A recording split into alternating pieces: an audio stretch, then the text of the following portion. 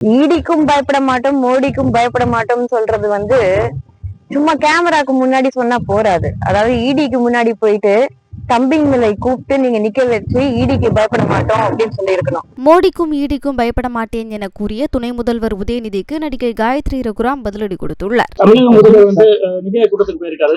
பாக்குறீங்க, எதிர்கட்சிகள் விமர்சனம் பண்றாங்க. எடப்பாடி பழனிசாமி விமர்சனம் பண்ணியிருக்காரு. முதலமைச்சர் வந்து தன்னுடைய மாநிலத்துடைய நிதி உரிமை கேட்கறதுக்காக நிதி ஆயோக் கூட்டத்துக்கு போயிருக்காரு. எதிர்கட்சி தலைவர் அவங்க அரசியல் பண்ணது தொடர்ச்சியா 3 ஆண்டு காலம் போகல, இந்த ஆண்டு மொத்தம் போயிருக்காங்க. அமலாக்கத்துறைக்காக தான் போயிருக்காங்க அப்படின்னு சொல்லி பயந்து போன மாதிரி சொல்றாங்க. ரைடுக்கு பயந்து போயிருக்காரு.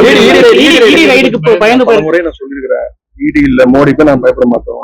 தொடர்ந்து என்ன பண்ணாங்க, மிரட்ட பார்த்தாங்க.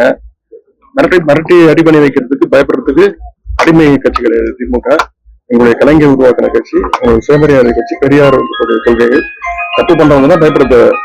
யாருக்கும் அடி பண்ணிக்கணும் தேவையில்ல, பயப்படுறதும் அவசியமும் கிடையாது.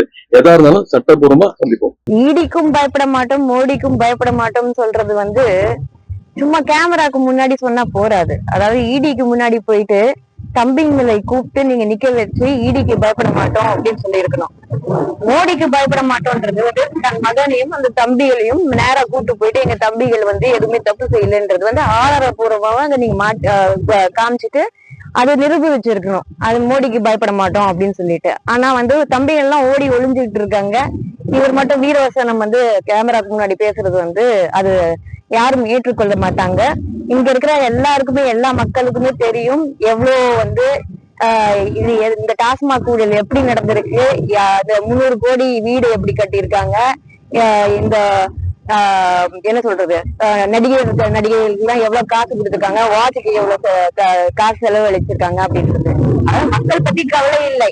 நாங்க ஊழல் செய்வோம், தமிழ்நாடு கடன்ல இருந்தா கூட சரி, ஆனா நாங்க வந்து அந்த கடனை அடைக்க மாட்டோம். ஆனா நாங்க பார்ட்டியும் கும்மாலமும் அடிப்போம், நாங்க ஆடம்பரமாக வாழ்வோம் அப்படின்றதுதான் இருக்கு. என்ன பொறுத்த வரைக்கும் உதயநிதி அவர்களும் சரி, திரு மு.க. ஸ்டாலின் அவர்களும் சரி, எந்த விஷயத்திலும் தமிழக மக்களுக்காக அவங்க வந்து எந்த விஷயமும் கையில் எடுக்க போகிறது இல்லை.